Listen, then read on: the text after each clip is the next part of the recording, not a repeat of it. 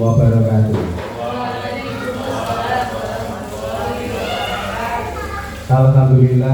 Alhamdulillah ya rabbil alamin. Wassalatu wassalamu ala asrofil anbiya'i wal mursalin sayyidina wa maulana Muhammadin wa ala alihi wa sahbihi ajma'in. Amma ba'du.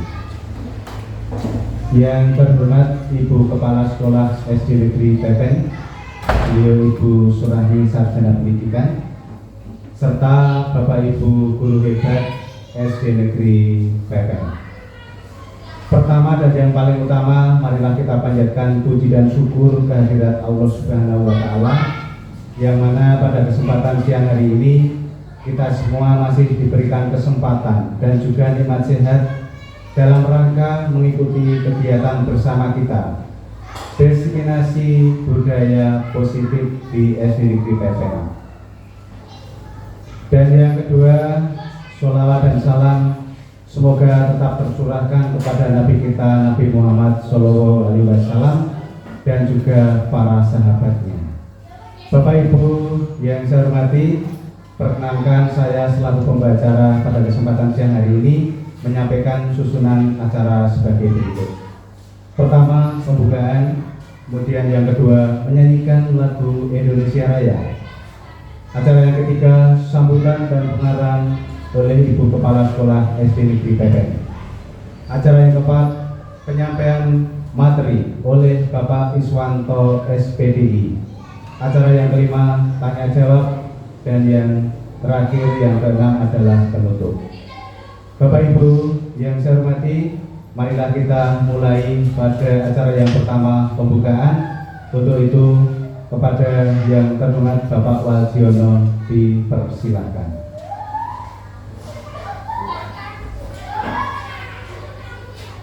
Baik, acara yang pertama kita awali dengan membaca basmalah bersama-sama. Di tempat duduk dipersilakan. Bismillahirrahmanirrahim. Kemudian dilanjutkan dengan doa oleh Bapak Waldiono. Dipersilakan.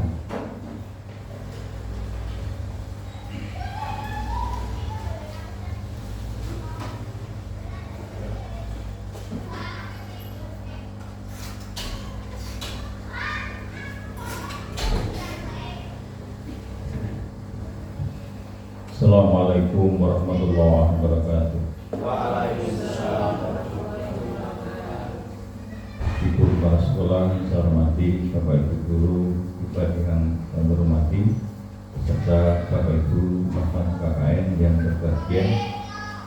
Untuk mengawali kegiatan hari ini, marilah kita bermohon sama Allah Subhanahu wa Ta'ala, semoga diberikan kelancaran, kemudahan dan keberkahan. Alhamdulillah, bismillahirrahmanirrahim. Alhamdulillahirabbil alamin. Wassalatu wassalamu ala asrofil anbiya'i wal mursalin. Ya fadl hajat rahmatika ya arhamar rahimin. Allahumma firil muslimin wal muslimat wal mu'minina wal mu'minat al ahya'i wal amwat. Allahumma firli wal walidayya warhamma kama rabbayani shaghira. Rabbana zalamna anfusana wa illam taghfir lana wa tarhamna lanakunanna minal khasirin. Rabbi zidni ilma warzuqni fahma, amin ya rabbal alamin. Rabbana atina fid dunya hasanah wa fil akhirati hasanah wa qina adzabannar. Subhana rabbika amma yasifun. Wassalamu alal mursalin walhamdulillahi rabbil alamin. Assalamualaikum warahmatullahi wabarakatuh.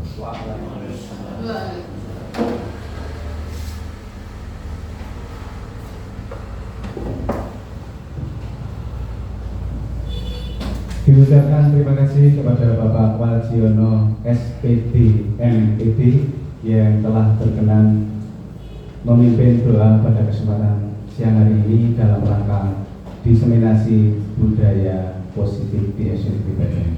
Untuk itu sekali lagi diucapkan terima kasih. Bapak Ibu yang saya hormati, acara yang kedua adalah menyanyikan lagu Indonesia Raya secara bersama-sama. Untuk itu kepada Mbak Husnul dipersilakan untuk menjadi juri. Terima kasih.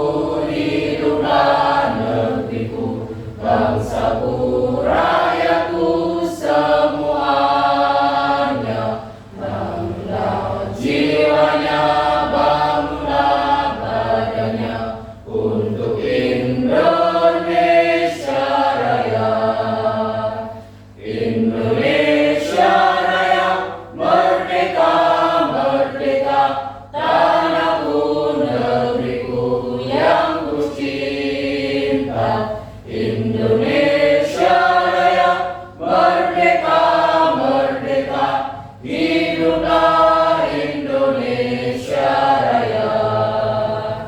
Indonesia Raya, merdeka, merdeka, tanahku, negeriku yang ku cinta. Indonesia Raya, merdeka, merdeka, hiduplah Indonesia Raya.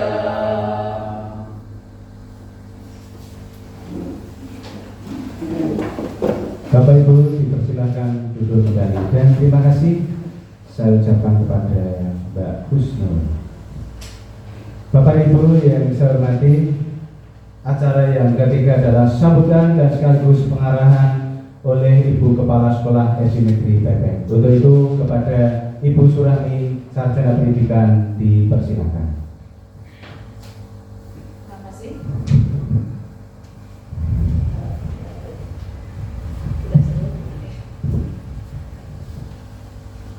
Assalamualaikum warahmatullahi wabarakatuh.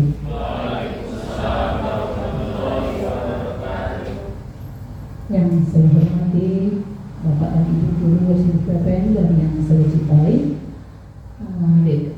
anak-anakku, mahasiswa dari PGRI, dan yang saya muliakan Bapak Iswanto selaku calon juru penggerak di SD Pepeng.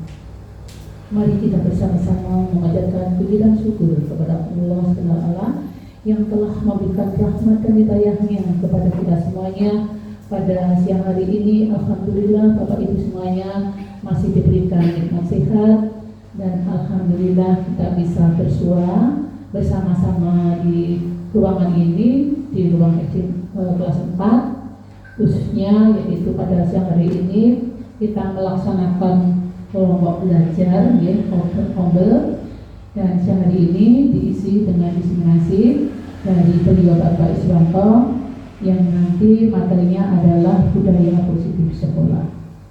Kita dengan harapan kita dulu semuanya nantinya Bapak Iswanto diberikan kemudahan, dilancarkan tanpa ada kesulitan dan kesusahan dalam mengikuti CBB, sehingga harapan kami nantinya Bapak Iswanto selaku guru penggerak di SD Negeri Pepeng dapat membawa dampak yang positif dan menghasilkan perubahan yang nyata di sekolah ini.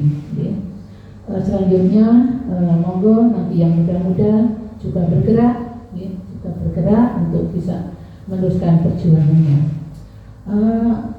Baiklah, tidak terlebar selanjutnya saya menyampaikan kata pada siang hari ini terkait dengan materi budaya positif di sekolah.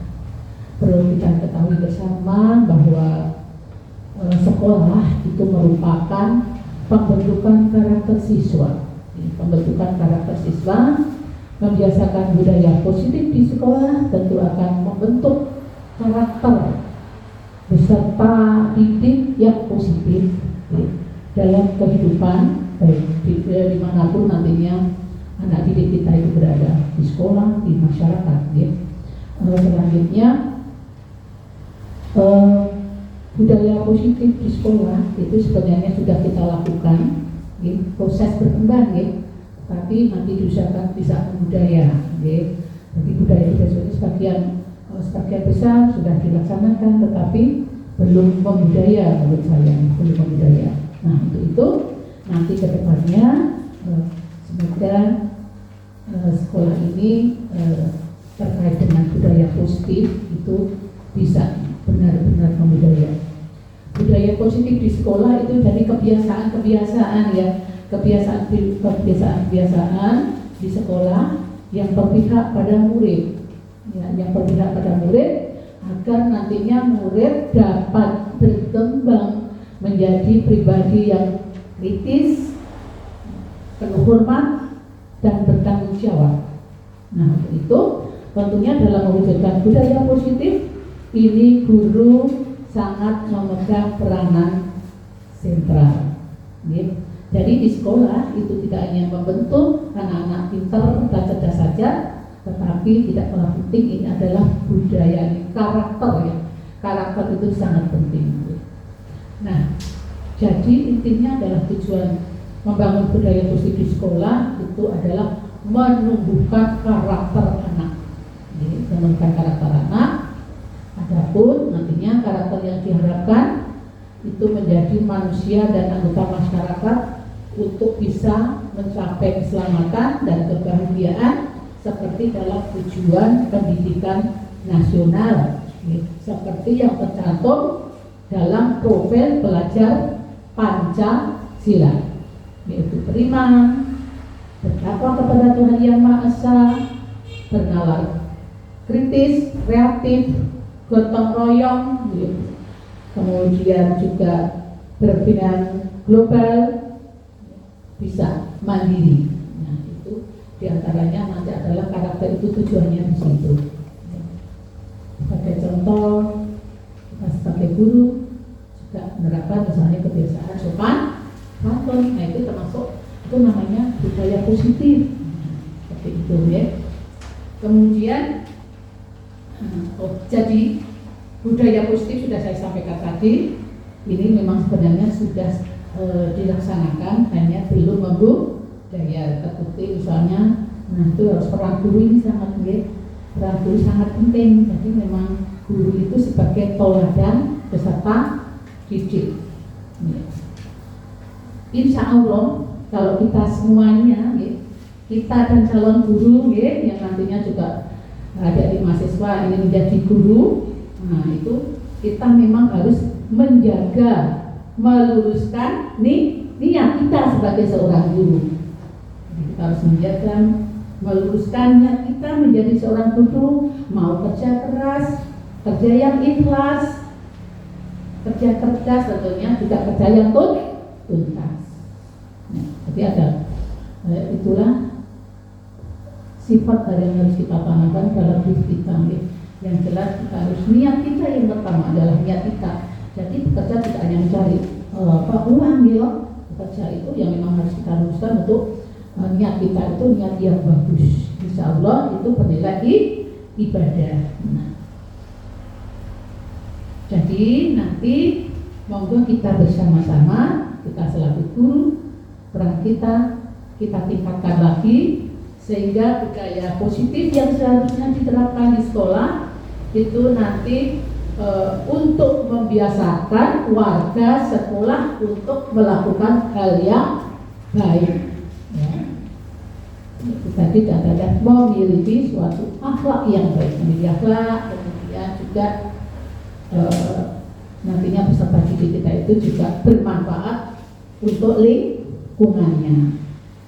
Nah, untuk menerapkan budaya positif di sekolah, itu tadi sudah saya sampaikan bahwa peran guru di sekolah itu harus dioptimalkan. Kemudian guru juga bisa harus membangun komunitas di sekolah, di antaranya itu untuk menyiapkan siswa-siswa kita di masa depan menjadi manusia berdaya. Jadi bukan hanya untuk pribadinya saja, tetapi berdampak positif pada masyarakat. Nah, itu ya. Nah, nanti mungkin perkataan panjang lebar nanti akan disampaikan oleh Bapak Iswanto selaku JDI. Nah, dari saya cukup sekian saja. Assalamualaikum warahmatullahi wabarakatuh.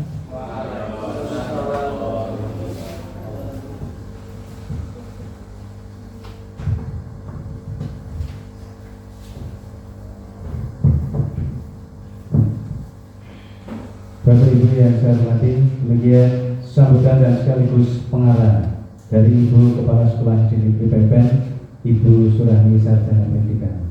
Untuk itu diucapkan terima kasih.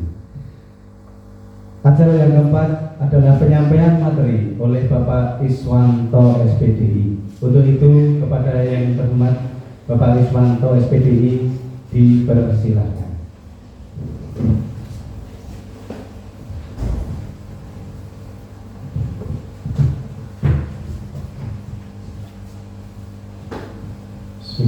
Assalamualaikum warahmatullahi wabarakatuh.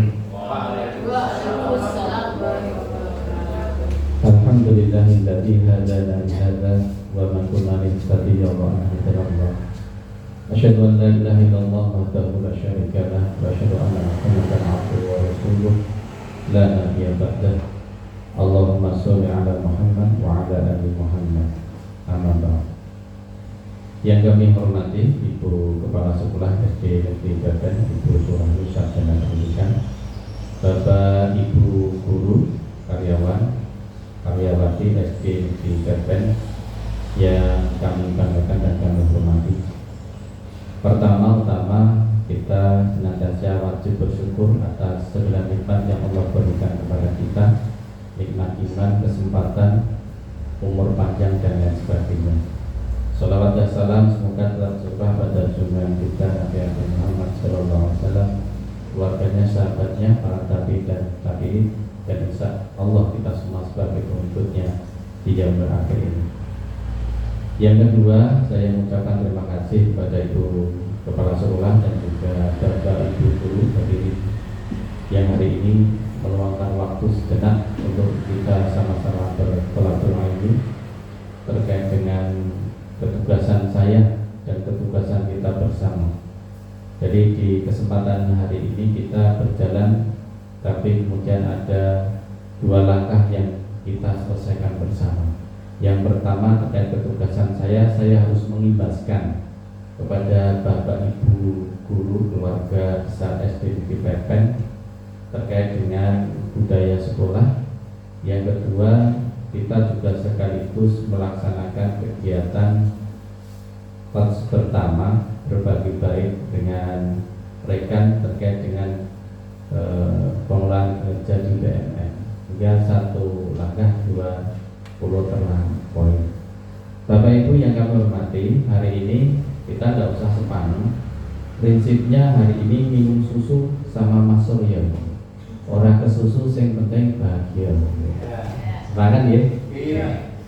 Kemudian yang ketiga, materi akan kami sampaikan, tetapi tidak hanya sekedar kita sampaikan. Kalau nanti kemudian waktunya kurang, ya nanti kita mencari hari lain. Tidak, hari ini tidak hanya sekedar mengesahkan tugas, tidak, harapannya seperti itu. Tetapi kemudian nanti kalau kemudian kita bisa praktek, waktunya cukup kita praktek. Tetapi kalau kemudian waktunya dirasa tidak cukup, nanti kita ambil di lain hari. Tidak harus formal seperti ini, tetapi kemudian kita ada praktisi komunitas ataupun dengan kelompok-kelompok kecil santai sambil kemudian duduk-duduk. Nah, kita nanti sharing terkait dengan ini. Ya, ini terkait budaya positif. Karena budaya positif ini adalah sesuatu hal yang harus kita kerjakan bersama-sama, kolaboratif satu dengan yang lain, tidak bisa berdiri sendiri. Nanti ya Bapak Ibu ya. Bapak Ibu yang kami hormati, sebagai awal dari kegiatan hari ini, jelas nih Bapak Ibu ya. Ini ada sebuah pertanyaan Bapak Ibu. Pertanyaan pertama, pemberian hukuman dapat mendisiplinkan siswa. Betul atau salah Bapak Ibu? Betul. Pemberian hukuman dapat mendisiplinkan siswa. Gimana Pak Ari? Ya. Saya tidak membenarkan, tidak menyalahkan. Ya. Saya ingin tahu, yang kira-kira pemberian hukuman dapat mendisiplinkan siswa. Siapa tunjuk jari? Setuju. Oke, 1, 2, 3. Yang tidak setuju? Yang tidak setuju? Ini harus pilihannya hanya 2, setuju dan tidak setuju. Saya ulang, yang setuju tunjuk jari, saya hitung. Setuju. Oke, yang tidak setuju? Pak Wal setuju atau tidak? Oh, belum setuju. Terima kasih Pak Wal, melawan orang banyak ini. Kemudian yang kedua, Bapak Ibu, pemberian hadiah meningkatkan prestasi siswa. Yakin? Yang setuju tunjuk jari. Oke, boleh. Pak Wal bagaimana Pak Wal? Ini beda ide Pak Wal ini. Pak Wal kecilnya dia cuma. Gimana Pak Wal? Tidak semua pemberian hadiah dapat.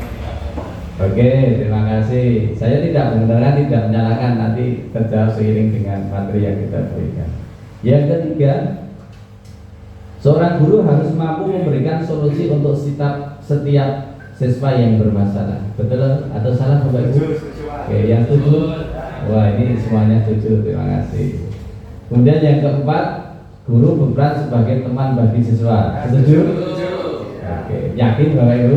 Oke, alhamdulillah. Baik, Bapak Ibu.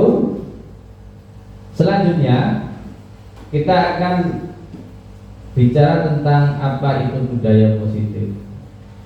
Jadi budaya positif itu adalah sebuah perwujudan dari nilai-nilai atau keyakinan universal yang diterapkan siswa. Nah, nilai-nilai itu yang seperti apa? Dan keyakinan universal itu yang seperti apa, Bapak Ibu? Ini luas sekali, Bapak Ibu. Kemudian Bapak Ibu,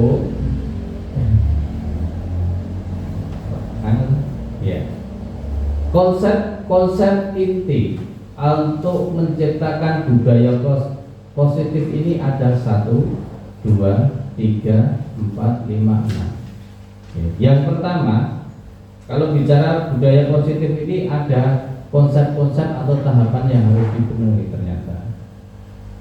Yang pertama, disiplin positif. Nah, nanti kita ulas apa itu disiplin positif.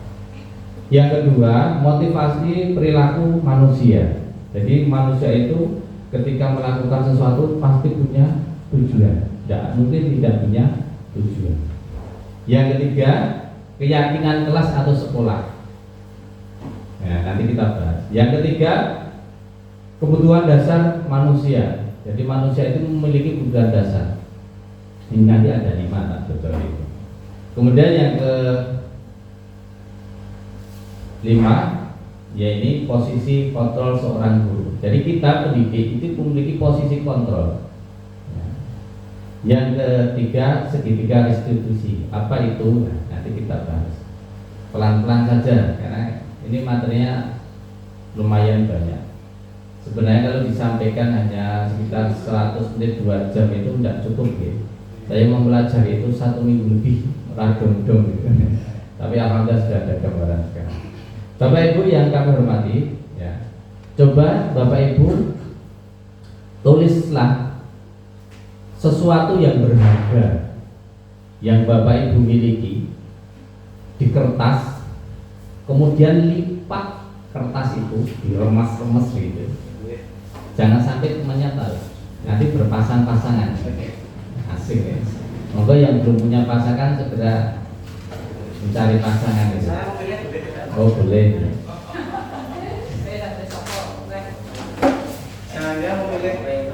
Anda dan teman Anda akan melakukan ini. Coba buka.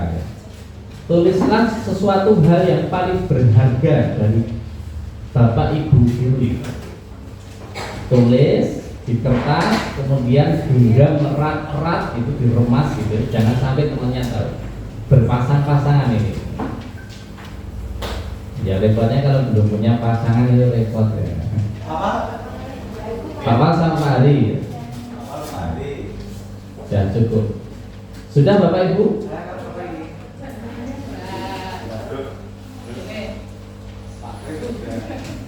Pakai pulpen saya juga bisa Bapak. Ini pakai kertas saya juga ada ya. Sudah ditulis? Sesuatu benda, barang yang berharga. Ya boleh. Sesuatu benda atau barang yang berharga atau yang berharga dari Bapak Ibu ditulis. Kemudian digenggam erat-erat.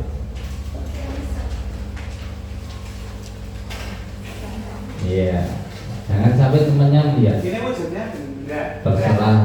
Sesuatu yang paling berharga dari Bapak Ibu. Tak sulit oleh. Sah-sah saja ya. Sudah Bapak Ibu? Sudah ya? Saya kira sudah.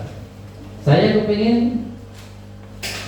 sekarang Bapak Ibu silahkan merayu temennya, nanti gantian, dengan rayuan boleh, dengan permohonan boleh, kemudian dengan ancaman boleh, dengan bahasa kasar boleh.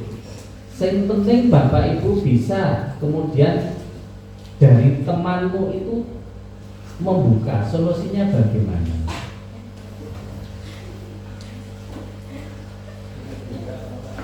Silakan, boleh membujuk, boleh menghardik, mengintimidasi boleh. Terserah Pak Wal sama Pak Hari gantian.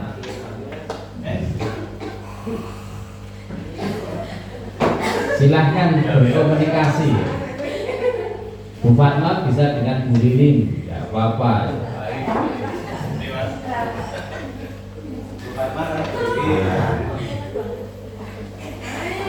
Oh, kalau masih dipaksa barang harus dijiwet barang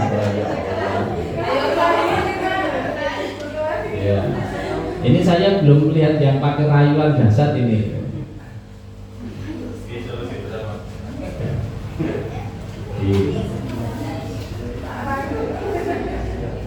Bu Ida bagaimana? Sudah komunikasi? Lancar ya. Pak Kris, Pak Kris gimana? Sudah dirayu belum Pak? Oh sudah.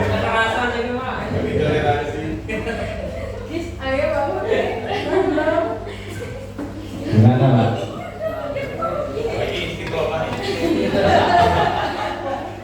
Baik, istiqomah. Ya, yang sini istiqomah. Yang Pak Kris gimana Pak? Susah Pak? Susah ya? Bingung ya?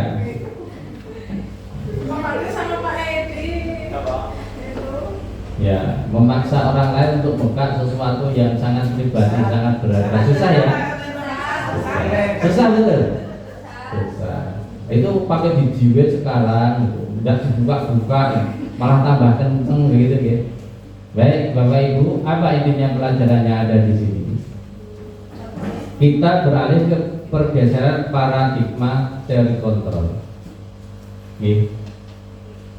Bahwa ilusi guru itu mengontrol murid.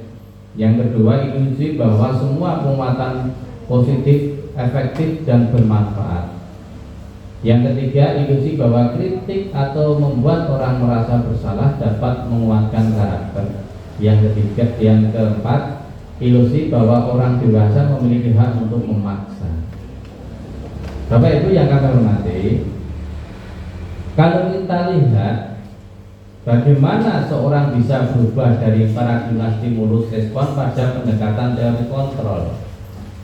Jadi dulu kita itu sering menggunakan teori stimulus respon. Sekarang beralih Bapak Ibu, teori kontrol. Kita melihat realita bahwa kebutuhan kita itu sama seakan-akan itu. Jadi kita berprasangka seperti itu. Tapi kenyataannya apa? Realita kebutuhan kita itu berbeda. Di dalam kelas kan seperti itu. Kita anggap semua siswa itu kebutuhannya sama. Tapi kenyataannya tidak, realitanya kita berbeda.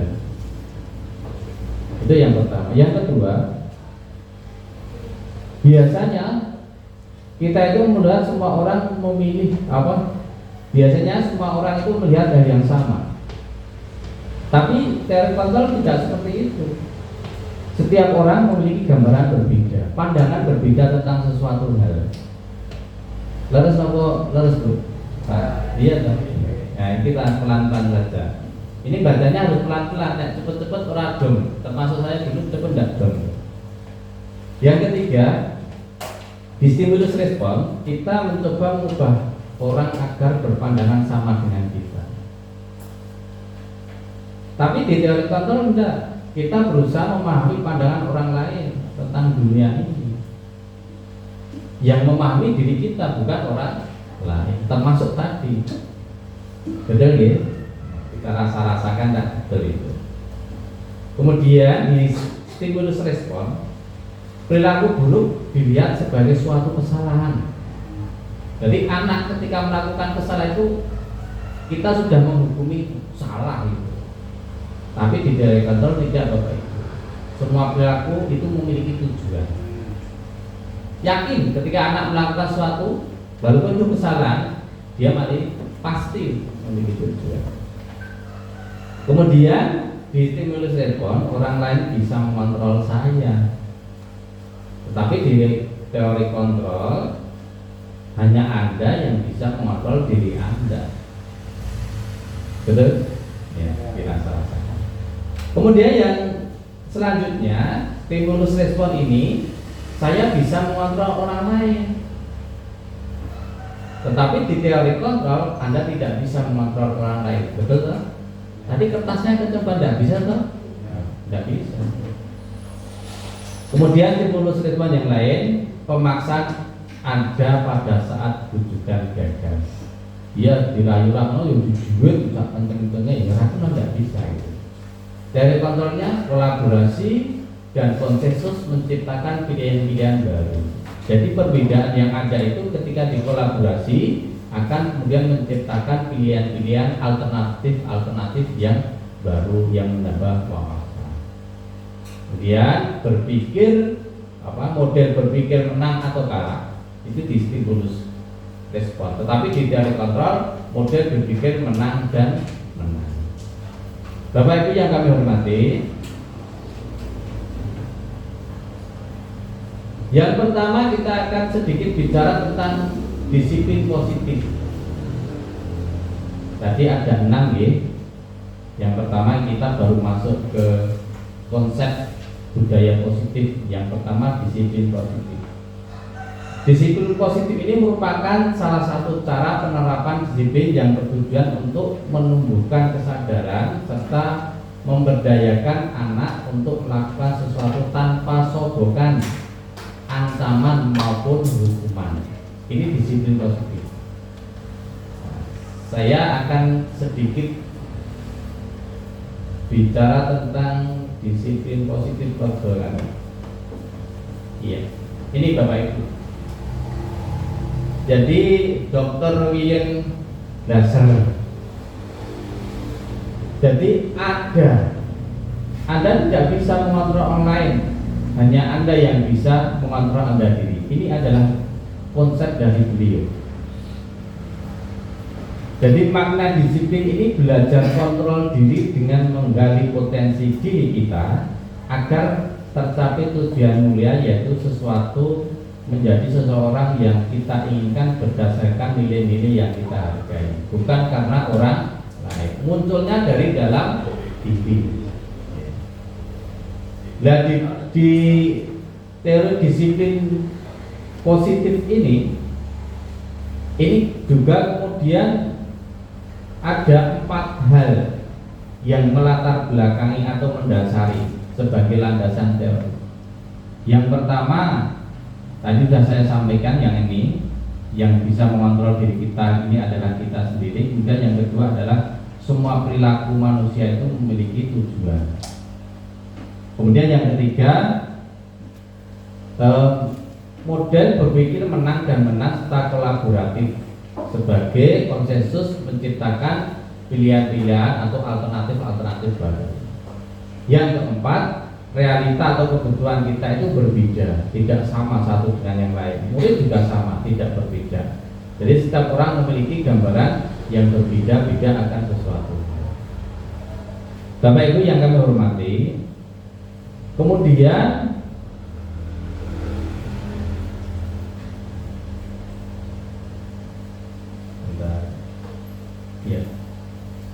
yang kedua adalah nilai-nilai kebijakan universal. Di kurikulum Merdeka ini kita arahnya sama, semua sekolah sama, menuju profil pelajar Pancasila. Ada berapa, Pak Edi? Ada 6. Ya, sebutkan Pak Edi. Pertama, beriman betapa pada Tuhan Yang Maha Esa dan berakhlak mulia. Ya, boleh. Kedua, berkebinekaan global. Ya, boleh. Ketiga, bergotong royong. Boleh. Yang keempat, mandiri. Ya, boleh. Terus yang kelima, bernalar kritis. Oke. Yang keenam, kreatif. Oke. Ada lagunya, kisah lagunya. Ya, lagunya tidak usah. Tidak usah. Nanti waktunya nggak cukup. Tapi 100 untuk Pak Edi, tepuk tangan. Atau dilakukan, Pak? Ya nggak usah Pak, jangan luar biasa kok Pak Edi. Nilai-nilai kebajikan universal. Apa artinya Bapak Ibu? Ini adalah nilai-nilai yang harus dikembangkan di sebuah sekolah dengan kurikulum Merdeka. Mau tidak mau kita harus menuju ke sini, arahnya ke sini. Nilai-nilai ini harus kita jalankan sebagai wujud dari budaya positif. satu yang lainnya tidak boleh ditinggalkan, harus saling ada keterkaitan atau kolaborasi.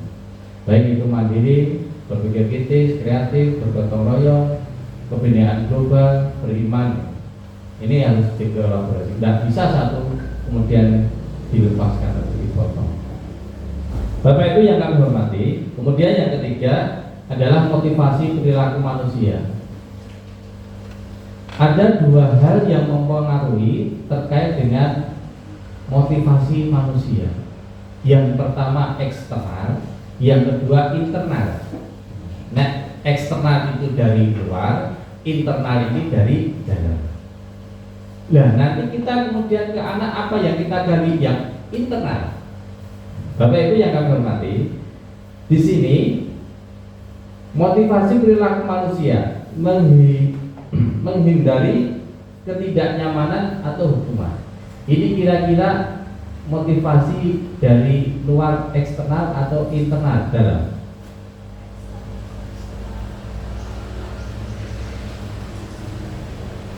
Menghindari tindakan nyaman atau hukuman. Ini kira-kira dari internal atau eksternal? Eksternal. Pinter Pak Hari, tepuk tangan, luar biasa. Yang kedua, mendapat imbalan atau penghargaan. Eksternal. Yang ketiga, menghargai diri dan menjadi orang yang diinginkan. Ini berarti internal. Ternyata ada dua ya Pak motivasi yang secara umum dari luar. Iya, tetapi nanti kita arahnya ke sini Bapak. Motivasi yang kemudian pendidikan pengajaran yang kita lakukan ini adalah bisa menghadirkan anak menghargai diri dan menjadi orang yang mereka inginkan, bukan karena imbalan, penghargaan dan sebagainya. Bapak Ibu yang kami hormati, jelas tidak ya? Hukuman, konsekuensi dan restitusi. Ya, kita berpesan saja tidak apa-apa. Kemana? Bapak Ibu, ada dua identitas sukses dan ada dua identitas gagal bagi seorang siswa. Identitas gagal itu karena apa? Hukuman. Ciri hukuman itu adalah sesuatu yang menyakitkan, harus terjadi. Yang kedua, tidak nyaman untuk murid atau anak untuk jangka menengah atau jangka panjang. Kemudian kalau hukuman jelas korban mendapat keadilan karena dihukum. Kemudian murid atau anak akan tersakiti, itu jelas.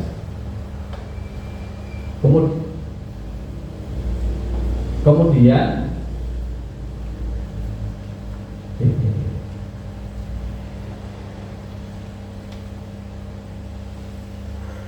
hukuman itu perilakunya pasif atau agresif meningkat. Jadi perilaku pasif agresifnya meningkat. Kemudian hukuman itu sistemnya tidak akan berjalan bila murid tidak takut. Nek takut ya jalan, nek muridnya malah gendi balik lain persennya. Pernah merasakan di Pak Edi ya? Ya, saya juga pernah Pak. Tapi anaknya udah lulus gitu. Kemudian berlaku hanya pada sebuah institusi, tidak berlanjut pada kehidupan nyata. Maksudnya institusi apa? Institusi pendidikan khusus. Hukuman itu berlaku Pak. Contohnya apa? Sekolah pelayaran ya berlaku, sekolah kemiliteran ya berlaku, tapi beda dengan sekolah SD, tentunya tidak berlaku. Kemudian yang lain adalah peraturannya adalah kamu harus, anak-anak kamu harus seperti ini nak, kamu harus begini, harus begitu gitu. Nah, hukuman seperti itu. Kemudian biasanya hukuman itu kemudian anak atau murid itu benci dengan peraturan, bosan karena banyak peraturan yang ada. Bapak Ibu yang kami hormati, ini identitas gagal. Karena apa? Karena hukuman. Yang kedua, identitas sukses. Ini ada dua Bapak Ibu. Ini karena terkait dengan kedisiplinan. Dan kedisiplinan ini dibentuk menjadi atau diarahkan, dibina menjadi dua bagian. Yang pertama konsekuensi, yang kedua restitusi. Nanti kita akan bahas apa itu restitusi. Jadi identitas sukses itu ketika anak itu bisa didisiplin dengan konsekuensi sesuatu terjadi. Ya. Yang kedua, tidak nyaman untuk murid. Biasanya konsekuensi itu memang tidak nyaman untuk murid. Anak untuk jangka waktu pendek. Kemudian konsekuensi itu biasanya untuk anak korban bisa diabaikan. Kemudian anak murid dibuat tidak nyaman, kurang nyaman. Kemudian Bapak Ibu contoh realnya seperti apa? Misalnya begini. Setelah ada aturan. Aturannya jelas, pakai sepatu hitam. Tetapi suatu saat anak si A itu pakai sepatu putih. Ya. Bagi seorang guru dalam menegakkan konsekuensi dalam pemantauannya, pasti untuk mendidik jiwa kedisiplinan anak, pasti kemudian melakukan hal-hal untuk mengembangkan jiwa kedisiplinannya. Salah satunya apa? Akan memperlakukan peraturan tersebut dengan bagus sesuai yang ada. Misalnya aturannya berbunyi, bagi anak yang tidak memakai sepatu warna hitam, maka kemudian tidak usah pakai sepatu saja. Ya udah, dilepas sepatunya, tidak dipakai. Kalau peraturan itu sudah dibuat. Jadi, Bapak Ibu yang kami hormati, berbeda dengan identitas atau menegakkan disiplin siswa dengan restitusi. Kalau dengan restitusi itu biasanya dan harus nyata, guru itu memilih pilihan. Ya, memilih pilihan. Yang kedua, menguatkan untuk murid anak dalam jangka panjang. Jadi anak itu bukan kemudian ditakuti, bukan kemudian diberi ancaman, tetapi dikuatkan. Kemudian korban tentu menjabat ganti dan murid ada penguatan. Ada nilai-nilai pemecahan tersendiri. Jadi ketika restitusi itu kemudian kesalahan yang pada diri anak ini kemudian tidak menjadikan anak ini minder, tetapi anak bisa kemudian menganalisa bahwa yang dilakukannya adalah salah, kemudian bisa memperbaiki apa yang ada di kesalahannya. Karena salah satu konsep tadi di awal bahwa kesalahan itu adalah karena anak memiliki tujuan untuk melakukan sesuatu hal. Bapak Ibu yang kami hormati, ada beberapa perkataan yang kadang kita sering lakukan, hal negatif, misalnya begini, awas kalau dilakukan lagi ya, nanti awas kamu gitu. Ada seperti itu, kadang kita sok betul-betul gitu. Tetapi kemudian kita harus bisa mengubah kata-kata tersebut. Ya kalau kemudian apa itu namanya konsekuensi, maka netral begitu. Lakukan apa yang saya katakan, kan netral. Tetapi kalau kemudian institusi membangun positif, itu bahasanya berubah. Apakah hal ini yang sesungguhnya ingin kamu lakukan? Nah, kan beda. Nah, sehingga apa? Di dalam budaya positif terkait dengan restitusi ini adalah yang paling dianjurkan, bukan hukuman. Intinya di situ. Bapak Ibu yang kami hormati, selanjutnya berdasarkan bagan di atas, berikut adalah penjelasan tentang hukuman, konsekuensi, dan restitusi. Hukuman itu tidak terencana, jelas tidak terencana, bersifat satu arah. Artinya apa? Guru yang menyampaikan. Bisa berupa hukuman fisik, psikis, atau kata-kata kasar yang memiliki konsekuensi, bersifat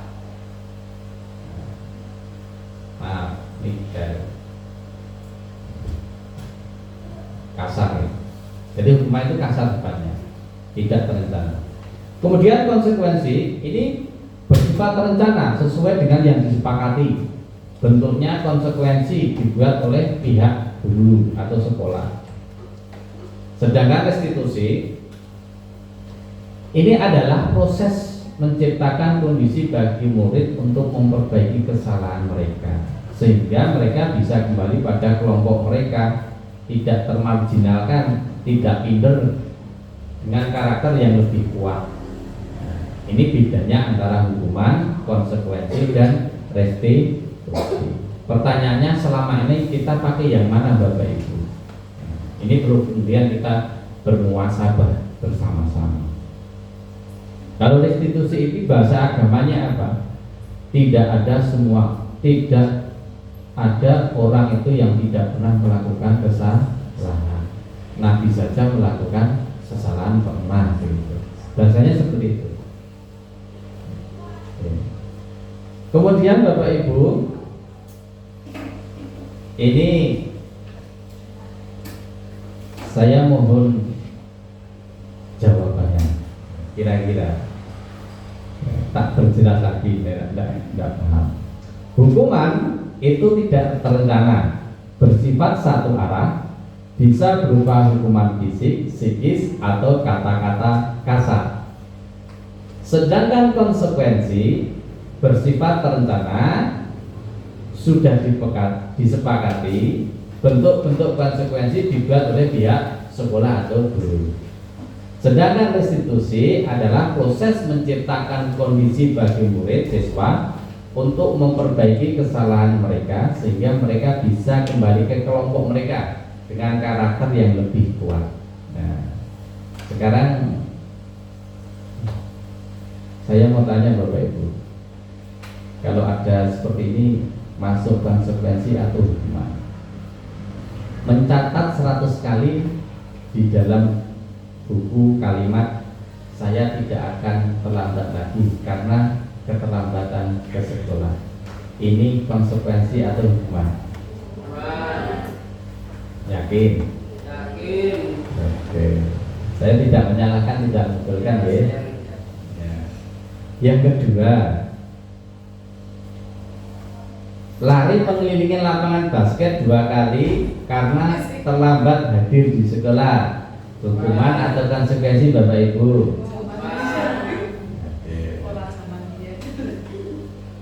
Membersihkan coretan yang dibuatnya di meja tulis, konsekuensi atau hukuman Bapak Ibu? Konsekuensi. Murid diminta untuk push up 15 kali karena tidak menggunakan masker ke sekolah. Hukuman atau konsekuensi? Hukuman. Oke. Berdiri di depan kelas sambil mengangkat kaki satu karena tidak bisa menjawab pertanyaan. Oke.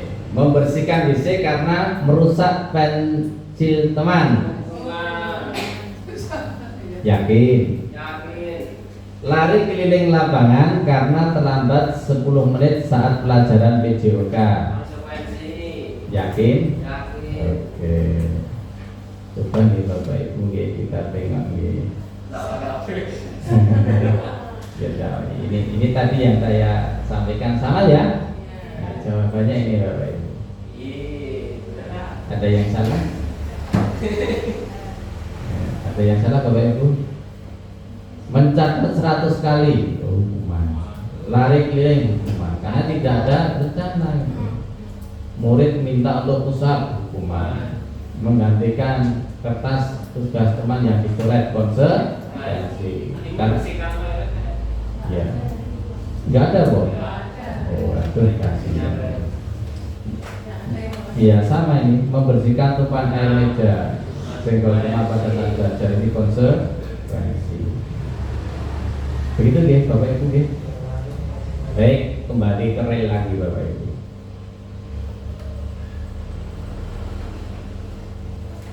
Ini beratnya. Judulnya adalah dihukum oleh penghargaan. Kok ini toh langsungnya? Oh iya, Bapak Ibu.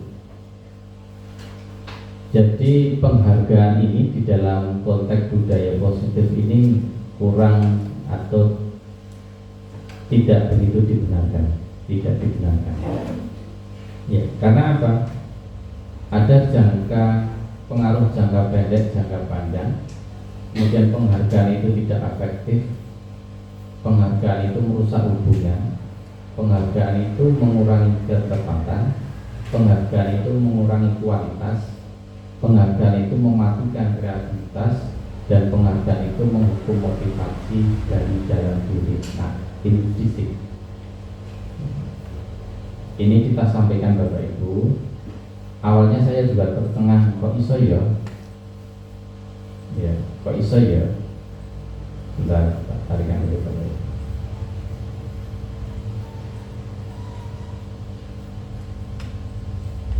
Nah. Ya, ini Bapak Ibu. Menurut Ki Hajar Dewantoro, merdeka itu artinya tidak hanya lepas dari pemerintah. Perintah bukan pemerintah. Akan tetapi juga cakap buat memerintah diri sendiri. Jadi keberhasilan budaya positif anak itu munculnya dari dalam diri anak, bukan dari eksternal anak tadi yang kita sampaikan. Ini berat Bapak Ibu. Tapi kemudian penghargaan itu apakah selamanya tidak diberikan? Saya sependapat tetap harus ada. Tapi tidak setiap pembelajaran itu selalu kemudian ada diberi penghargaan berupa barang atau berupa sesuatu. Karena apa? Akan menggeser motivasi anak. Nilai intisnya anak ini akan tidak ada. Karena apa? Dia melakukan sesuatu karena mendapat hadiah atau penghargaan. Bapak Ibu yang kami hormati, ini sama.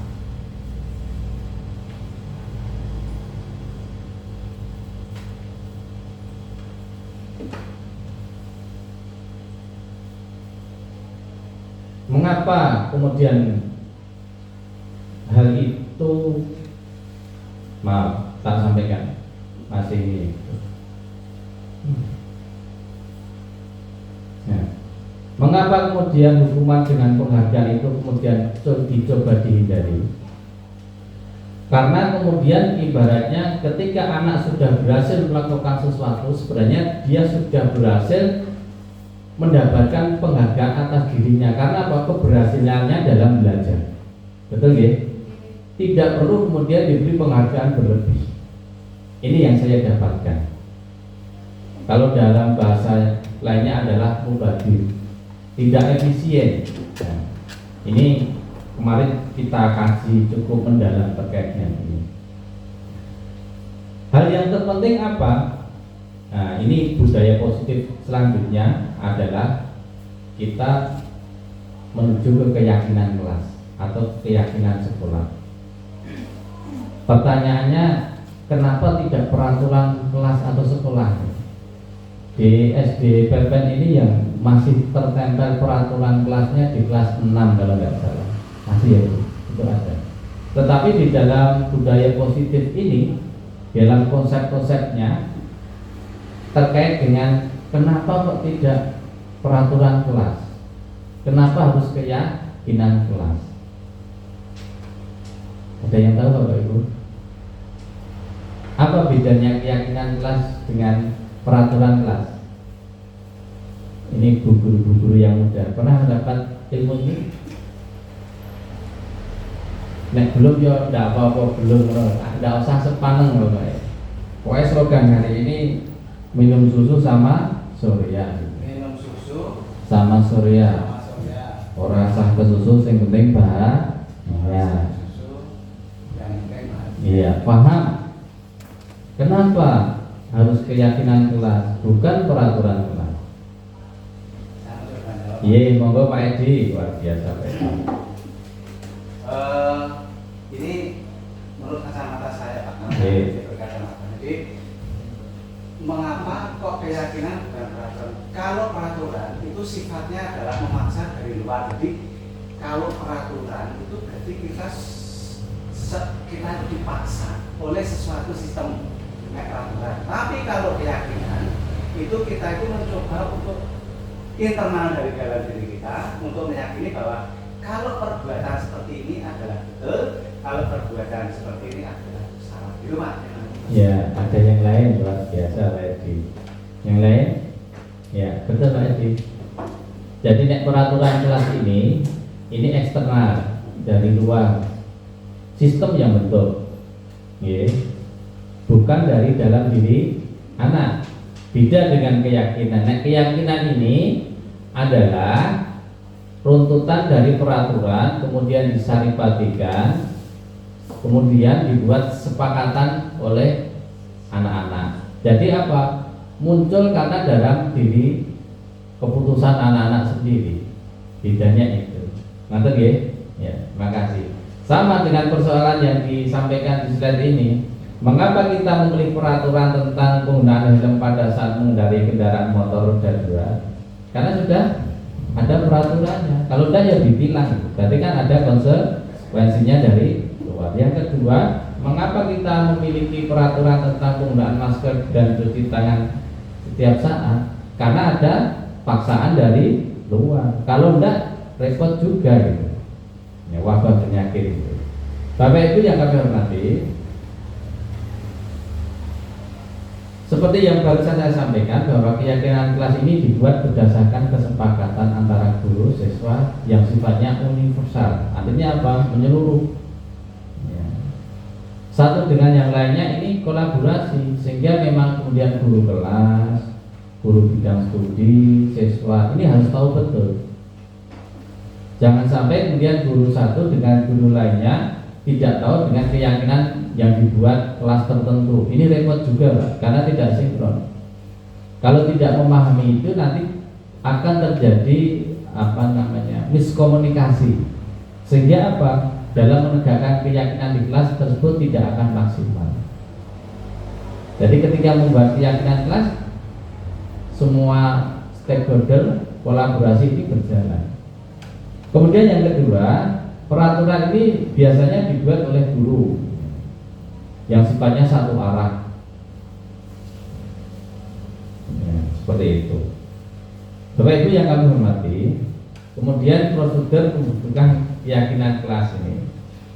Ini nanti kalau memungkinkan nanti kita praktek Bapak Ibu. Tidak sulit kok.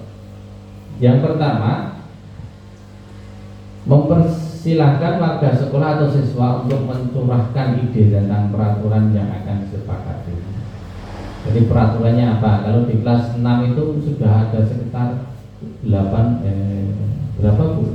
ya itu, sekitar 15 ya itu. Banyak tuh itu.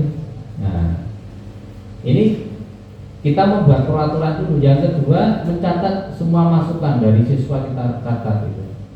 Kemudian peraturan itu diganti dengan kalimat negatif menjadi positif. Jadi kalimat-kalimat yang negatif misalnya tidak boleh, dilarang, itu diganti Bapak Ibu dengan kalimat-kalimat yang nuansanya positif. Jadi tidak ada dilarang, tidak boleh, itu tidak ada. Diganti dengan kalimat positif.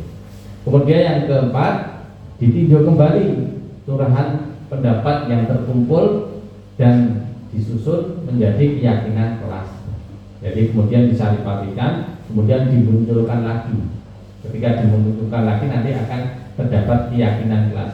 Bisa 2, bisa 3, bisa 5 sesuai dengan redaksi yang muncul. Kemudian meninjau dan menyetujui dengan menandatanganinya bersama. Jadi keyakinan kelas yang dibuat di sekolah, di kelas itu nanti Bapak Ibu guru, siswa siap membubuhkan kesepakatan dengan tanda tangan. Kemudian yang terakhir, keyakinan kelas ini kemudian disosialisasikan, bisa ditempel, kemudian yang lainnya bisa dibaca setiap waktu tertentu. Karena apa? Keyakinan kelas ini kemudian harus tertanam di dalam pikiran anak-anak. Nanti nih Bapak Ibu nih. Jadi keyakinan kelas ini sifatnya sesuatu hal yang positif. Bapak Ibu yang kami hormati, kemudian terkait dengan budaya positif sekolah yang lain adalah posisi 5 kontrol. Ya. Jadi Bapak Ibu guru ini memiliki posisi kontrol. Ya. Nanti kira-kira kita berevaluasi diri. Kita biasanya di posisi kontrol yang berapa ya? Yang pertama, guru ini sebagai penghukum. Yang kedua, guru ini membuat anak merasa bersalah. Kamu sih gara-gara nggak mengerjakan PR, Pak Guru dimarahi itu kepala sekolah. Ya, seperti itu. Ya. Yang ketiga, posisi teman. Ya. Kemudian yang ketiga, yang keempat sebagai pemantau, yang kelima sebagai manajer. Bapak Ibu, videonya nanti aja. Kita akan bicara posisi kontrol. Ya. Contohnya penghukum, menghadik. Menghadik bahasa Jawanya apa? Nundung. Kono-kono. Gitu, di sana. Kemudian menunjuk-nunjuk pakai jari lagi, kamu itu. Nah, itu. Kemudian malang kering ke petenteng berkaca pinggang gitu. Biasanya seperti itu. Ataupun dengan membentak. Membentak dengan suara keras beda ya. Iya. Membentak dengan suara keras beda Bapak Ibu. Kemudian penghukum ini bisa berupa fisik atau verbal. Fisik ya bisa nempeleng, bisa nonyo dan lain nampar itu. Yang verbal bisa Pak, bisa menyakiti, kata-kata yang tidak layak masuk. Dampaknya apa ada? Kalau kita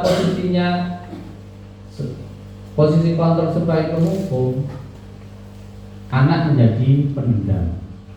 Ketika kita menghukum anak pasti menjadi anak yang pendendam. Yang kedua, anak itu pasti tidak menyukai kita. Yakin lah, mesti teringat-ingat.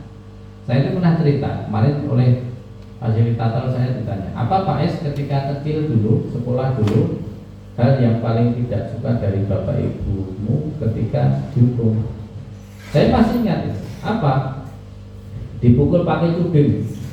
Sampai sekarang masih teringat. Tapi alhamdulillah saya tidak bendam, cuma sebagai gambaran bahwa itu akan membekas di anak. Walaupun sampai kapanpun kita masih teringat. Saya yakin bapak ibu guru juga pernah merasakan itu, hukuman dari bapak ibu gurunya dulu. Masih teringat. Bahkan guru saya sudah sedo, tapi masih ingat. Bapak ibu yang kami hormati, selanjutnya posisi kontrol guru pembuat merasa bersalah. Suaranya biasanya lembut, alon, tapi nanjem itu menghujam.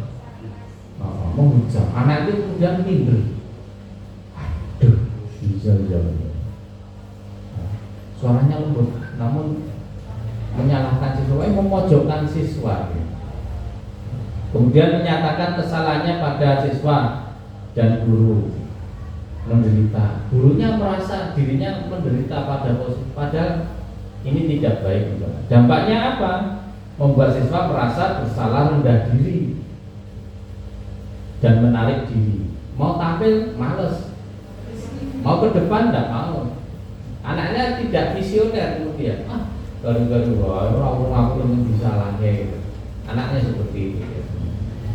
Kemudian yang ketiga, posisi kontrol sebagai teman. Biasanya ramah.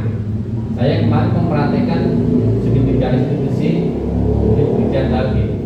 Ada posisi saya kadang sebagai manajer, ada posisi saya sebagai teman. Nah, sebagai teman itu biasanya gurunya ramah, cenderung sendal-dura, gitu, senyum-senyum gitu. Karena apa? Untuk mencairkan suasana. Tapi kalau itu berlarut-larut, itu juga akan kemudian berdampak negatif. Apa dampaknya? Murid tergantung pada satu orang. Penaknya Pak Guru lah seneng pajak juga, gara PR santai orang gara taruh, penting cak juga. Siswa tidak mandiri juga. Karena apa? Tidak ada dia berusaha untuk mencapai target tertentu. Karena apa? Bapak ibu gurunya serasa sebagai teman. Bapak ibu yang kami hormati, kemudian posisi kontrol guru ini sebagai pemantau. Jadi nada bicaranya kalau pemantau itu apa ya, jelas orangnya. Apa yang menjadi peraturan sekolah ditegakkan. Ya. Ekspresinya datar, santai. Contohnya tadi ya, dicontoh. Kamu kok pakai sepatu putih? Oh, ketinggalan Pak, belum dicuci. Dipantau ya. Ya udah, kamu tidak usah pakai sepatu. Bukan saya. Contohnya seperti itu. Menegakkan aturan. Dampaknya apa di pemantau ini? Ya, ini adalah menghitung hadiah atau hukuman yang diberikan tanpa melihat nilai kebajikan. Kemudian tidak sepenuhnya mandiri anak itu. Karena apa? Tidak ada upaya untuk bisa membenahi dirinya sendiri. Anak kemudian melaksanakan sesuai dengan konsekuensi, tidak ada kemudian pembenahan. Ini posisi pemantau. Pak, apakah ini kemudian tidak harus dilaksanakan pemantau? Bukan begitu maksudnya. Pemantau bisa kemudian kita lakukan dalam kondisi tertentu, tetapi kemudian tidak seterusnya kita menjadi pemantau. Yang kelima adalah sebagai manajer. Bapak Ibu yang kami hormati, posisi guru atau pendidik ini sebagai manajer biasanya ditandai dengan suaranya netral, tercipta. Jadi identitas positif yang dikeluarkan, bukan kata-kata yang negatif. Kemudian dia akan mengajukan pertanyaan-pertanyaan yang kemudian bisa menggali apa yang sebenarnya dia itu lakukan. Kemudian apa yang disampaikan ini penuh makna. Artinya apa? Membantu siswa memecahkan masalah. Dampaknya apa? Murid mandiri. Karena apa? Mengetahui kesalahannya dan kemudian ada itikat baik untuk merubahnya. Nah, Bapak Ibu, dari 5 posisi kontrol ini yang terbaik sebagai seorang pendidik adalah posisi manajer. Ini kita sampaikan. Bapak Ibu yang kami hormati, kemudian budaya positif yang lain, konsepnya adalah manusia ini memiliki kebutuhan dasar. Ada 5 kebutuhan dasar manusia. Yang pertama adalah kebutuhan hidup atau fisiologi. Kemudian yang kedua, kasih sayang dan rasa diterima atau psikologi. Yang keempat, penguasaan atau kebebasan. Yang kelima, kesenangan. Ini yang kemudian mempengaruhi seseorang atau siswa ini kemudian melakukan tindakan-tindakan tertentu, baik itu salah benar itu apa? Karena 5 hal ini. Tidak mungkin keluar dari 5 hal ini, pasti karena 5 hal ini. Sehingga kalau anak melakukan kesalahan tertentu, melakukan hal negatif tertentu, karena anak tersebut pasti butuh terkait dengan 5 hal ini. Ada salah satu dari 5 hal ini. Coba Bapak Ibu, nomor 1, aku senang main kejar-kejaran dengan ibu guru. Seru. Ini kira-kira kebutuhan dasar hidup yang mana? 5, kesenangan. Aku senang main kejar-kejaran dengan ibu guru. Seru. Kesenangan. Oke. Yang kedua, ibu kejar aku karena ibuku. Ibu kejar aku karena ibu guru sayang aku. Apa kira-kira? Kasih sayang. Iya, kasih sayang. Aku hebat kan? Bisa bikin ibu guru kejar aku. Penguasaan. Oke, bagus Pak Edi, penguasaan ya. Yang keempat, aku bosan belajar mewarnai terus di dalam kelas. Kebebasan. Oke, luar biasa. Kebebasan nih Bapak Ibu. Karena itu Bapak Ibu. Bapak Ibu yang kami hormati, tinggal.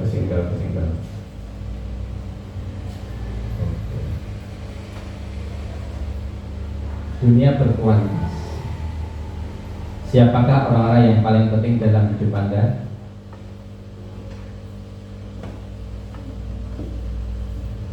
Siapa Bapak Ibu? Keluarga. Boleh. Nilai-nilai kebajikan apa yang terpenting dalam hidup Anda?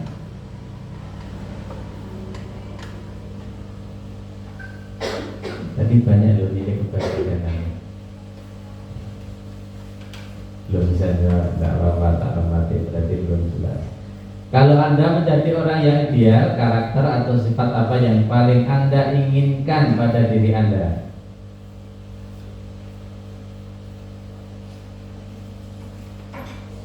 Belum ada gambaran? Oke, terima kasih. Apa pencapaian Anda yang paling sangat Anda banggakan? Apa kira-kira?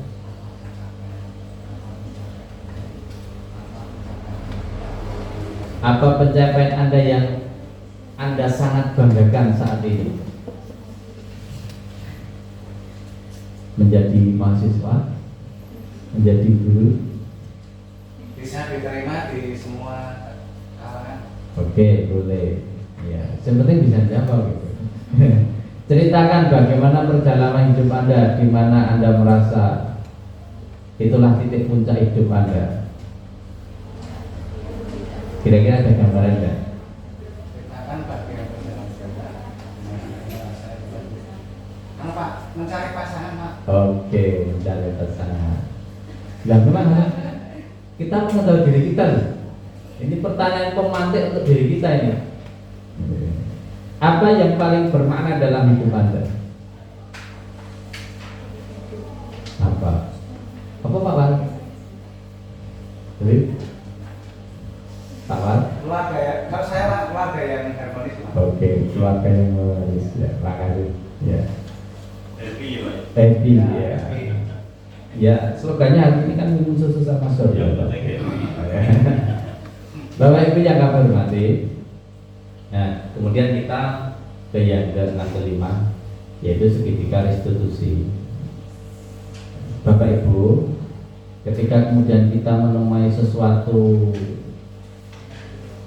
kesalahan atau perbuatan negatif yang anak kerjakan, maka salah satu cara untuk menanganinya adalah dengan segitiga restitusi. Okay. Segitiga restitusi. Tahapan segitiga restitusi itu cuma ada 3 Bapak Ibu, sederhana. Tapi awalnya kalau mau mempelajari teori ya jelimet juga. Tapi ketika kemudian praktek tidak serumit yang kita bayangkan. Ini mudah. Dan ini kemudian kita praktekkan. Kemarin saya sama Bunda ya, saya dikasih Bunda untuk merekamnya, ini cukup efektif juga. Ada 4 anak yang coba kita restitusi. Ya, cuma nanti dalam perjalanannya kita lihat perkembangannya.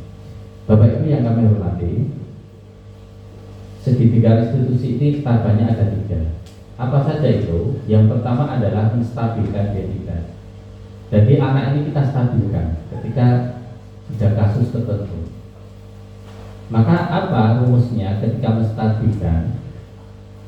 Kemudian kita memunculkan pertanyaan-pertanyaan yang tidak menghakimi, tetapi kemudian kita justru akan memunculkan pertanyaan seperti setiap orang itu pasti pernah mengalami kesalahan.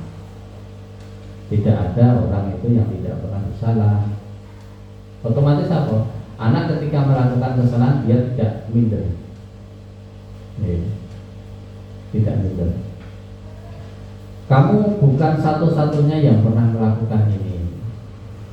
Nah, ini pemantiknya itu minimal itu. Nanti ada yang lain tak tayangkan. Kemudian yang lain adalah yang kedua tadi menstabilkan identitas, kemudian yang kedua validasi kebutuhan. Karena apa? Ketika anak melakukan sesuatu itu karena apa? Ada 5 unsur tadi, kebutuhan dasar manusia. Maka kemudian pemantik pertanyaannya kepada anak ketika restitusi adalah, kamu tentu punya alasan mengapa kamu melakukan tindakan tersebut, tindakan itu. Kemudian yang kedua, adakah cara yang lebih efektif untuk mendapatkan apa yang kamu butuhkan selain kamu melakukan itu? Ini kalau saya sampaikan seperti ini, yakin mungkin ada yang cepat nyaut, ada yang tidak karena materinya kita padatkan. Kemudian yang ketiga adalah menanyakan keyakinan. Jadi yang terakhir tahap restitusi adalah menanyakan keyakinan. Apa pemantik kata-katanya adalah nilai-nilai apa yang telah kita sepakati. Artinya apa Bapak Ibu? Ketika melakukan restitusi itu harus sudah terbentuk keyakinan kelas atau sekolah yang menjadi kesepakatan siswa dan guru. Tetapi kalau kemudian belum ada keyakinan kelas atau sekolah, itu namanya bukan restitusi. Karena restitusi itu berdasarkan kesepakatan yang keyakinan itu muncul dari diri anak. Nah, ketika anak itu melanggar itu, baru kemudian kita lakukan restitusi. Dan catatannya restitusi itu berbeda dengan peraturan. Kemudian pemantik lainnya apa terkait dengan menanyakan keyakinan? Misalnya kamu ingin menjadi orang yang seperti apa, benar? Bapak Ibu yang kami hormati, ya materinya memang luar biasa banyak Bapak Ibu. Tapi paling tidak hari ini saya menyampaikan secara umum. Nanti detailnya kita di forum luar ini bisa lebih kita perjelas lagi. Bapak Ibu yang kami hormati, ada 9 ciri-ciri restitusi. Yang pertama, 1, bukan untuk menebus kesalahan, namun untuk belajar dari kesalahan. Karena apa? Tadi menstabilkan anak. Kesalahan itu kemudian bukan menjadi sesuatu hal yang sesuatu hal yang kemudian menjadi dipermasalahkan. Justru dengan kesalahan itu berangkat dari anak ini kemudian kita ajak untuk memperbaiki diri. Yang kedua, memperbaiki hubungan. Jadi restitusi ini nanti kemudian akan memperbaiki hubungan, baik hubungan dengan guru maupun hubungan dengan temannya. Cirinya seperti itu, bukan kemudian memisahkan karena melakukan kesalahan kemudian dimarginalkan, tidak, tapi sifatnya merangkul. Kemudian yang ketiga, restitusi ini sifatnya adalah tawaran, bukan paksaan. Jadi anak-anak orang belum diarahkan ya sudah, karena pilihan. Alternatif tetap diberikan ke anak. Ketika apa menebus kesalahan atau keyakinan yang dia buat. Misalnya minta maaf, misalnya mengganti, besok tidak akan mengulangi lagi, besok akan ikut membantu dan lain sebagainya. Kemudian restitusi ini cirinya yang keempat adalah menuntut anak untuk melihat ke dirinya, dalam dirinya. Yang kelima, mencari kebutuhan dasar yang mendasari tindakannya. Jadi dari 5 kebutuhan dasar itu pasti ada yang dilanggar. Kenapa dia melanggar ini? Kemudian menjadi sesuatu hal yang penting untuk diketahui. Kemudian yang keenam, restitusi diri ini adalah cara yang relevan atau yang baik. Yang ketujuh, fokus pada karakter bukan tindakan. Jadi karakter anak ini yang kemudian kita kondisikan, bukan tindakan atau langkah-langkah. Yang kedelapan, fokus pada mencari solusi atau alternatif solusi. Restitusi ini mengembalikan murid yang tadinya berbuat salah kemudian kembali kepada kelompoknya. Bapak Ibu yang kami hormati, ini terkait dengan restitusi.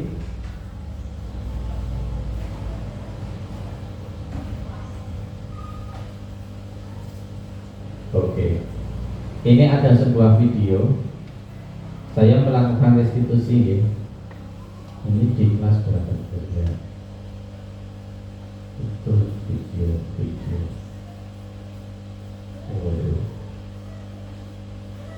Restitusi. Enggak, saya tadi.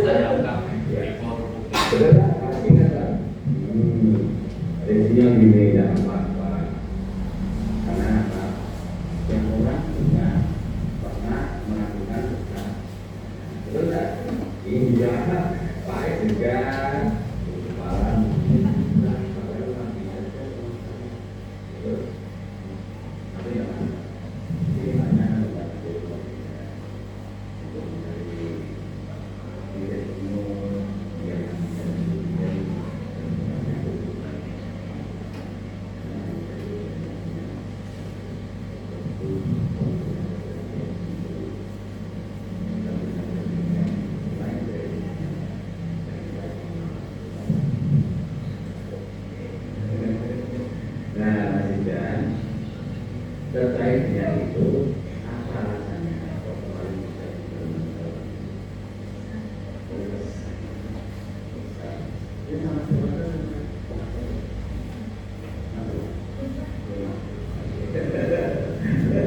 Ya tidak apa-apa ya karena saya ya mungkin mending ya masih dalam kata-kata juga yang lebih benar sudah gitu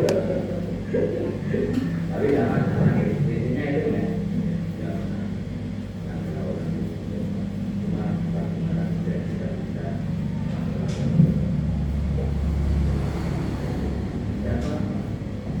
ya kebutuhan dan kebutuhan kita bela main jadi nah kemudian selainnya itu kira-kira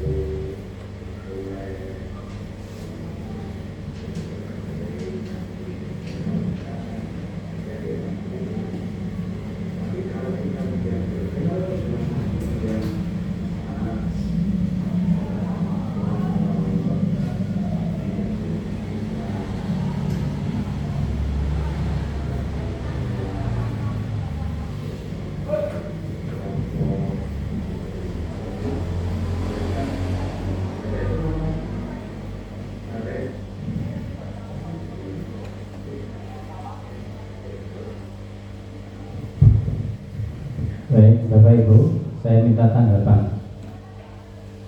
Ini proses restitusi kepada salah satu siswa kita.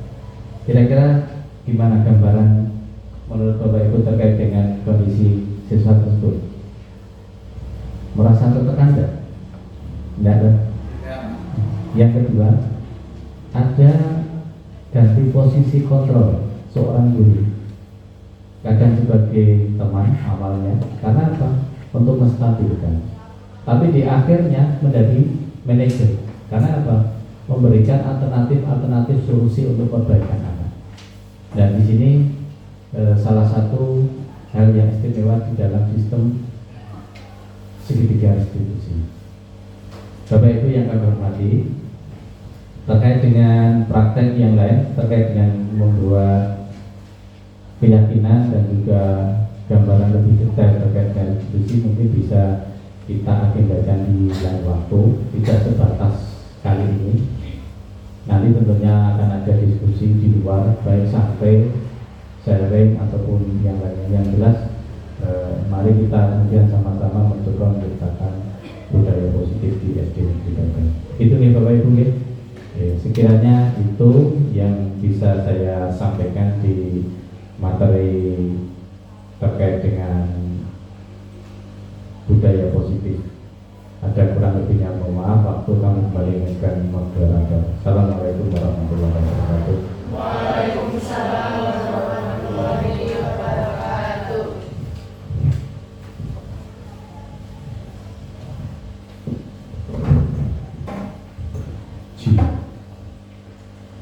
Baik Bapak Ibu, demikian paparan diseminasi budaya positif oleh Bapak Iswanto SPDI, luar biasa. Berikan push. Terima kasih Pak, bisa dilanjut nanti di lain kesempatan ya Pak Is. Siap untuk melanjutkan ya Pak Is ya. Jadi sesuatu yang sangat penting.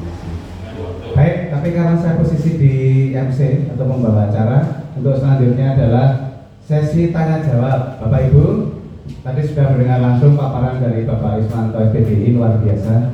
Saya juga tersangat. Nah, barangkali ada satu atau dua yang ingin memberikan tanggapan atau pertanyaan untuk Bapak Iswanto, dipersilakan.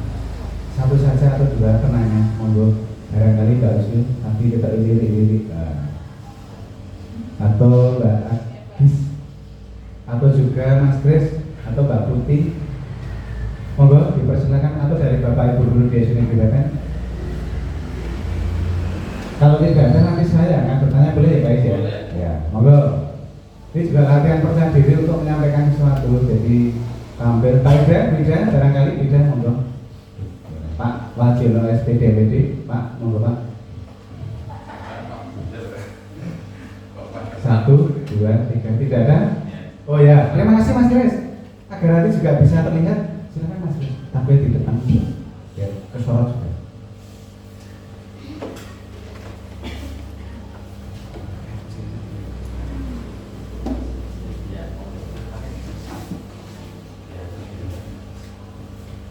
Ya.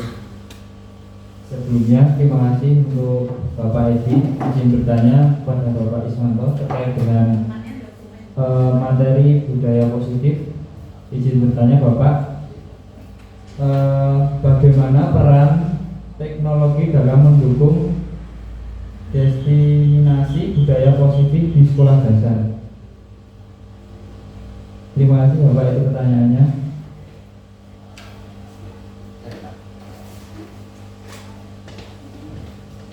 Baik, terima kasih untuk Mas Krisma. Sekali lagi pertanyaan adalah bagaimana teknologi, bagaimana peran teknologi dalam mendukung budaya positif gitu ya. Jadi, monggo Pak Is.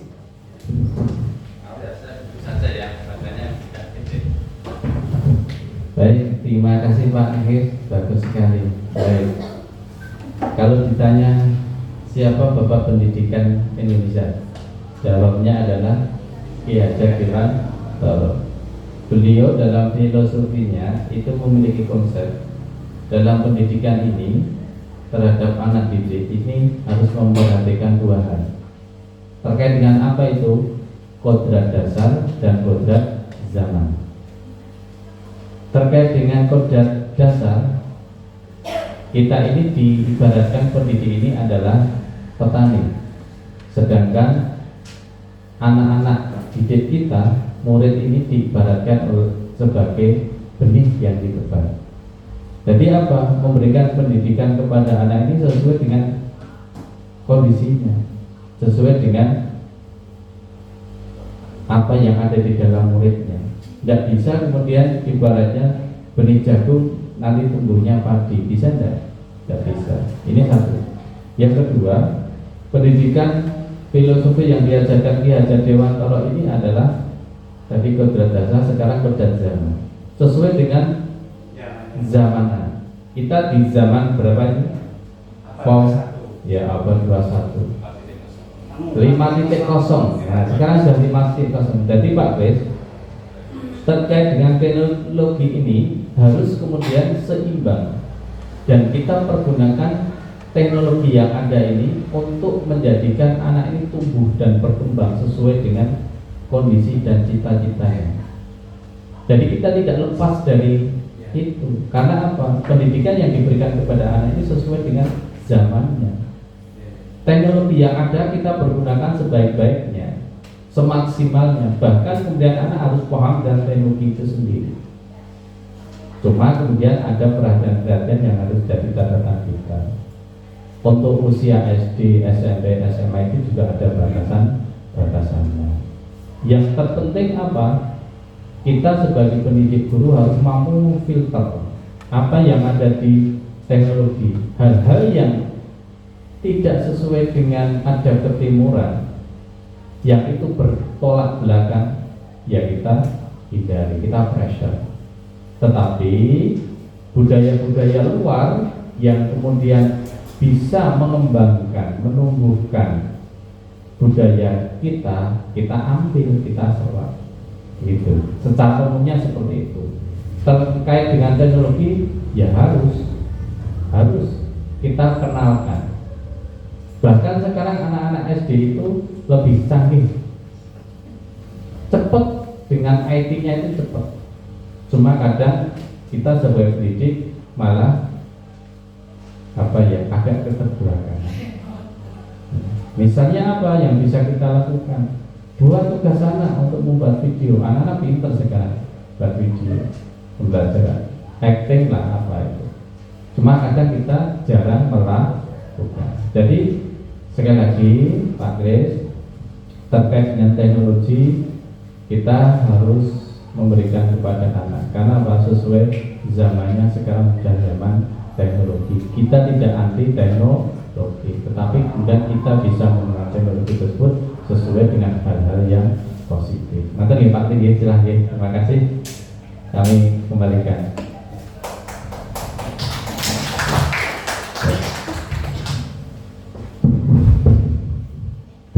Pak Ismanto yang sudah memberikan penjelasan yang sangat luar biasa. Tadi saya sempat deg-degan juga karena jawabannya apa, dan ternyata sangat mendasar jawabannya, betul tepat sekali. Masih ada lagi Bapak Ibu? Kalau tidak saya satu ya Pak Isi. Jadi gini Pak, tadi saya setelah mendengarkan paparan dari Bapak Ismanto selaku narasumber, di situ kan budaya positif seperti itu bla bla dan seterusnya, kemudian membangun keyakinan internal. Ada keyakinan, ada peraturan. Namun demikian begini Bapak, yang ingin saya konfirmasi dengan Pak Is, kita tidak pungkiri bahwa tadi yang Bapak sampaikan terkait dengan ketika misalnya berkendara tidak memakai helm atau berkendara tidak membawa surat-surat, ada nanti hukuman yang harus kita dapatkan, misalnya nanti kena sanksi dan seterusnya. Padahal kalau kita runut dari apa yang disampaikan oleh Pak Ismanto, budaya positif itu sebetulnya bagus sekali. Tapi kenyataan sistem di pemerintahan kita adalah eksternal. Contohnya ada peraturan pemerintah nomor sekian tentang ini, ada peraturan pemerintah nomor sekian tentang ini, termasuk di antaranya undang-undang lalu lintas itu kalau kita kaji secara mendalam itu berarti kan eksternal, jadi mempush seperti itu. Nah, sementara di dunia kependidikan harapannya adalah memberikan edukasi yang sifatnya positif. Nah, ini bagaimana Pak Is dari kacamata penjenengan selaku narasumber untuk memposisikan di satu sisi di satuan pendidikan itu kemudian budaya keyakinan untuk positif, tapi sementara sistem kita di pemerintahan adalah tetap menggunakan peraturan yang notabene-nya adalah mau tidak mau harus seperti ini. Kalau tidak seperti ini maka ada sanksi atau hukuman seperti ini gitu. Demikian Pak, terima kasih Pak. Monggo Pak.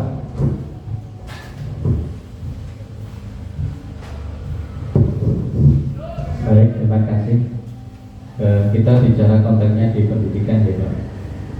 Jadi kalau di pendidikan, anak ini akan lebih berkualitas kalau dia memunculkan apa yang ada di hatinya, pikirannya ini muncul sesuatu hal yang positif. Maka itu bisa keluar atau bisa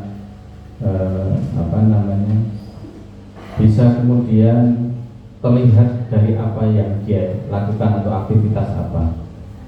Ini yang dikatakan budaya positif. Jadi sesuatu hal yang keluar dari anak, nilai-nilainya itu sesuatu hal yang mencerminkan sesuatu yang positif, bukan negatif. Terkait dengan kebijakan publik, terkait dengan peraturan, tentunya ada yang sisi lain yang beda. Jadi antara konteks di ilmu pendidikan sama umum saya kira beda. Jadi di konteks kebijakan umum ini tentunya kemudian ada nilai-nilai unsur keselamatan yang harus dipaksakan kepada masyarakat. Beda dengan pendidikan. Pendidikan tidak bisa dipaksakan, Pak. Tetapi kita bisa memunculkan, harus bisa memunculkan nilai-nilai intrinsik yang ada di dalam diri anak. Itu jauh lebih penting. Ketika itu muncul secara pribadi-pribadi, nanti lulusan di pendidikan ini juga akan menjadi baik. Nilainya dari dalam diri maksudnya. Tapi di kebijakan umum tentunya ada hal-hal yang lain karena majemuk masyarakatnya, usianya juga majemuk, berbeda antara kebijakan dengan yang di dunia pendidikan. Mungkin itu kalau tidak pas ya dipuas-puaskan, tapi paling tidak seperti itu. Mungkin itu deh, Bapak Ibu cukup deh, sudah jam 3 lebih, hampir setengah 4.